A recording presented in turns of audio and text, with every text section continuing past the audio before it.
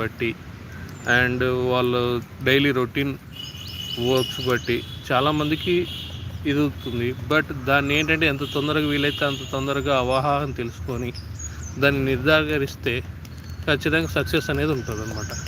Breast క్యాన్సర్లో first of all every women at least mostly ఈ breast cancer వచ్చేది మాత్రం above 35 years most I think అనుకుంటున్నాను.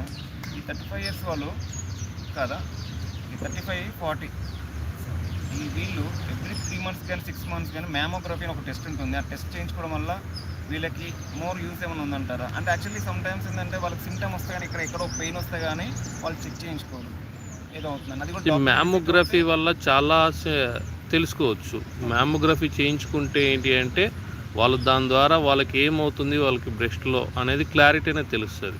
ఒకవేళ మ్యామోగ్రఫీ చేయించుకోలేకపోయినా కూడా అల్ట్రాసౌండ్ సోనోగ్రఫీ అని ఉంటుంది, అదైనా చేయించుకోవచ్చు. ఈ మ్యామోగ్రఫీకి రఫ్లీ కాస్ట్ ఎంత ఉంటుంది? అరౌండ్ 2000. బట్